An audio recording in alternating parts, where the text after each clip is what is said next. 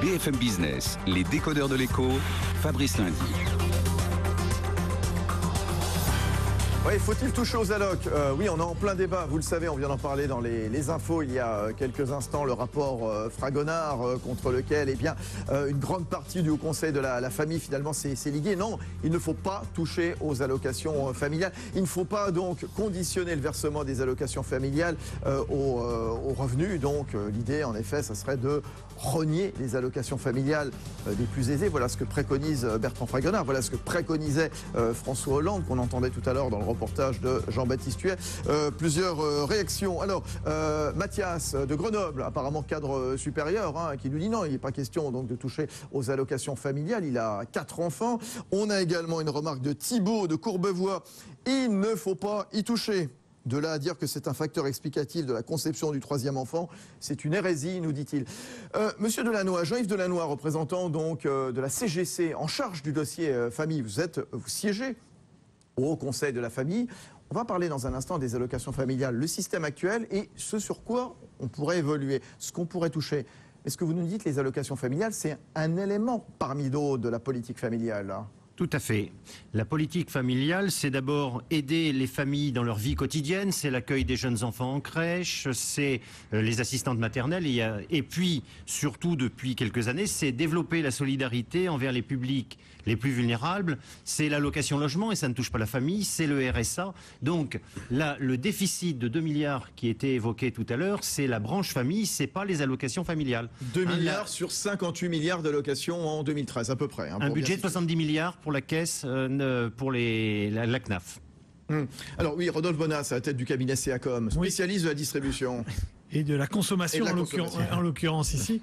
Ce qui est intéressant aussi de constater, je crois qu'il faut faire une grande différence entre la réalité en fait de ce qu'il y a dans ce rapport et le message qui est envoyé. C'est-à-dire que on sait très bien que les consommateurs, si vous voulez, ils calculent leur pouvoir d'achat sur la base de plusieurs critères. D'abord les revenus nets qu'ils ont, ensuite après la fiscalité, qui est plus compliqué pour eux d'appréhender, et les ressources additionnelles qui finalement sont souvent en effet toute la politique familiale. Et donc là ici, même si dans le rapport on envisage de toucher que 10 ou 20% en fait des bénéficiaires qui non pas ne toucheraient plus mais toucheraient moins. C'est important quand même de le savoir. Donc ce qui est vraiment très intéressant, c'est de voir qu'immédiatement en fait, on a la sensation qu'on touche 100% de la cible. Pourquoi ? Parce que tout de suite, on va toucher une ressource qui, je vous le rappelle, depuis 2006-2007, représente un indicateur assez significatif dans l'évolution du pouvoir d'achat des consommateurs, puisque les revenus nets ont plutôt tendance, eux, à diminuer. Donc, c'est-à-dire qu'en argent annualisé perceptible pour le consommateur, tout ce qui aide sociale et allocation représente quand même un élément significatif de la perception du pouvoir d'achat. Henri Sterdignac, économiste à l'OFCE. D'abord, il faut dire que cette histoire de déficit de 2 milliards est complètement fictif, inventé. Les allocations, la CNAV est structurellement excédentaire, tout simplement parce que malheureusement, il n'y a pas d'explosion du nombre d'enfants. Et puis, les allocations familiales, l'ensemble de la politique familiale, l'ensemble des prestations ne sont indexées que sur les prix. Ils n'ont pas suivi l'évolution des revenus. Et donc, au cours du temps, le pouvoir d'achat relatif des prestations, des allocations, a tendance à diminuer. Donc, pourquoi y a-t-il ce déficit de 2 milliards ? Pour 2 raisons. D'une part, on a pris 9 milliards aux allocations familiales pour les donner à la vieillesse, sous des prétextes divers, donc 9 milliards de moins qui vont des allocations familiales à la caisse de vieillesse, ok. Et ensuite, en raison de la crise, on a un manque de cotisation qui représente 2 milliards. Donc, le déficit des allocations familiales n'existe pas. Structurellement, les allocations familiales sont équilibrées. Et puis, quand même, pourquoi prendre 9 milliards aux familles pour donner aux retraités? C'est toute la différence avec le système des retraites, Emmanuel Le Chypre. Non, mais effectivement, je crois qu'il faut absolument ressouligner un point qu'a évoqué Henri Sterdignac tout à l'heure, c'est que la politique des allocations familiales, on n'est pas dans la politique sociale. on n'est pas dans une politique de redistribution. L'idée initiale, il faut le rappeler, c'était de dire quand vous avez deux familles qui ont un niveau de vie, des revenus identiques, celle qui a des enfants, compte tenu du coût que représentent les enfants, vit moins bien. Et donc, il n'y a aucune raison de la pénaliser par rapport à celle qui n'a pas d'enfants. Et ça, quel que soit le niveau de revenu. Et c'est là où finalement quelque part c'est dangereux de considérer que on va parce que quand même le sophisme de François Hollande, il est extraordinaire quand il dit on va garder le principe d'universalité des allocations familiales, mais quand même ceux qui ont des hauts revenus, on va leur en enlever une partie, etc. C'est quand même exceptionnel. Ah bah vous savez quoi, on va le réécouter. François Hollande, donc c'était lors de son intervention sur France 2, c'était donc fin mars. Allez, un court extrait. Il n'y aura pas de fiscalisation des prestations familiales, parce que c'est absurde. On ne va pas donner d'un côté, reprendre de l'autre. Non. Deuxièmement, on va garder l'universalité des prestations familiales, des allocations familiales, pour être précis. Mais que les plus hauts revenus aient les mêmes allocations familiales que les plus bas, non. Ça sera revu. Voilà, ça vous fait rire, vous, si c'est pas touché à l'universalité, je sais pas. Oui, justement, on y revient dans ce que ça veut dire. Simplement, pardon, Benaoud Abdelhaim, je viens d'entendre Henri Sterdignac qui nous dit, bon, il n'y a pas de déficit de la branche famille. Ces 2 milliards, finalement, c'est parfaitement artificiel. Ok, mais alors, pourquoi on en parle ? Pourquoi on cherche à réfléchir finalement? Il n'y a pas de débat, on ferme, on arrête l'émission là tout de suite? Non, il faut pas. Bon. Il faut tenir encore. Non, avec plaisir. L'idée, c'est de basculer de l'universalité vers l'uniformité. Bon, après, chacun mettra ce qu'il voudra derrière ces mots-là. Il y a peut-être le fait qu'il est plus facile de s'attaquer aux allocations familiales qu'au quotient familial, tout simplement.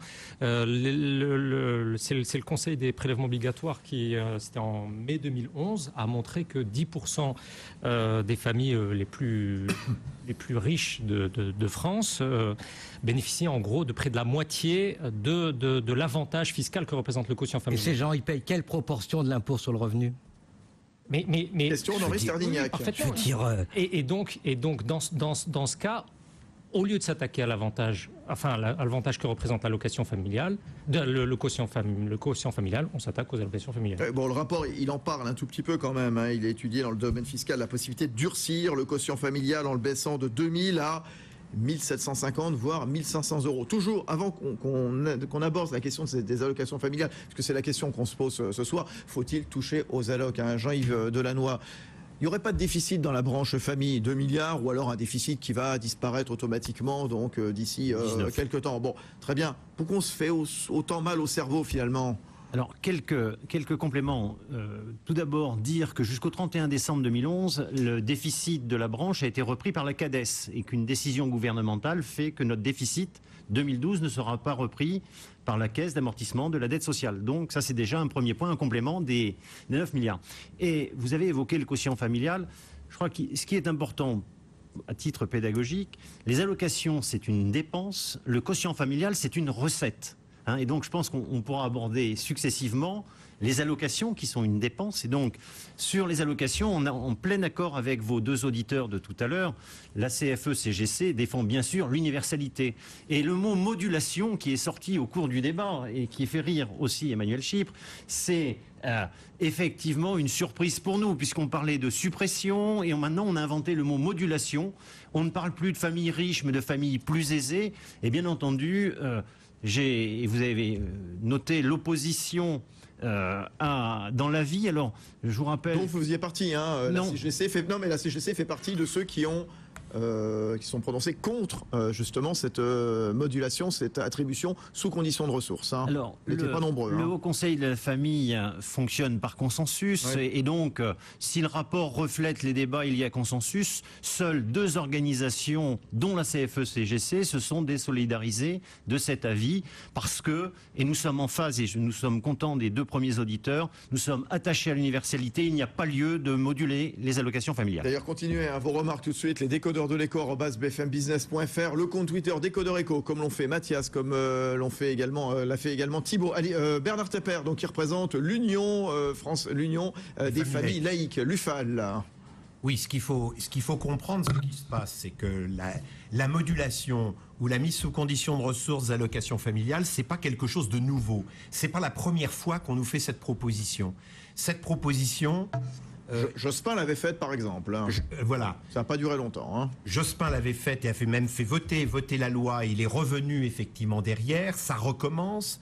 Et puis deuxièmement, il y avait des propositions, notamment du temps de Nicolas Sarkozy, aussi, je dirais, également toucher le problème du financement. En réalité, ce qui est en train de se passer, c'est qu'il y a une permanence, je dirais, des gouvernements de ces derniers temps qui visent en fait à diminuer le champ des prestations universelles et à augmenter le champ de l'assistance pour les plus pauvres et d'augmenter le champ de la protection sociale sur le privé lucratif. Cette tendance, elle fonctionne depuis à peu près un quart de siècle. Donc ce n'est pas quelque chose de nouveau, il y a un véritable mouvement réformateur que l'on pourrait qualifier de libéral, qui fonctionne. Et que cette position, c'est une position qui n'est pas uniquement la position des socialistes, puisque c'est la position du MEDEF, et c'est la position, je dirais, de quelques organisations syndicales minoritaires. Voilà. Donc, c'est une idée générale. En contrepartie de cette idée générale, il y a une autre façon d'effectuer de la protection sociale. C'est au contraire d'augmenter les prestations à caractère universel, car chaque fois qu'on augmente les prestations à caractère universel, on diminue les inégalités sociales. À chaque fois qu'on met sous condition de ressources, on augmente les inégalités sociales. Est-ce qu'on le peut, Benaouda Abdedaïm? Est-ce que les conditions actuelles permettent justement d'accroître ces prestations à vocation universelle? Déjà, il faut savoir que plus de la majorité des prestations servies par la caisse d'allocation familiale sont sous condition de ressources. Le RSA, la prestation d'accueil jeune enfant, les allocations logement, isolement, l'allocation logement, etc. Donc déjà, donc là, il n'y a rien de scandaleux a priori. Déjà, ça existe déjà. Déjà, ça existe très largement. Donc c'est déjà un élément important à prendre en compte. Oui, Jean-Yves Delannoy de la CGC. Oui, je crois que ce qui est aussi important pour éclairer le débat, c'est de dire que la mise sous condition de ressources touche les familles à partir de 2 enfants, puisqu'à partir du premier enfant, on n'a pas d'allocation familiale. Et c'est là où on va envoyer au débat. 127 €, 3 enfants, 289, 4 enfants, 452, et au-dessus, ça sera donc, 162 € par enfant. On ne touche pas toutes les familles, mais seulement les familles à partir de 2 enfants. Voilà, bon, on marque une petite pause, on se retrouve dans un instant. Faut-il toucher aux allocs? Voilà, ça commence à démarrer, restez avec nous. Continuez vos questions, bien sûr, sur les décodeurs de l'écho, @bfmbusiness.fr. La grande tranche d'actu le soir, les décodeurs de l'écho sur BFM Business, à la télé, à la radio, 19h, 20h30. Rendez-vous dans un instant. Les décodeurs de l'écho. Sur BFM Business, l'écho, c'est clair.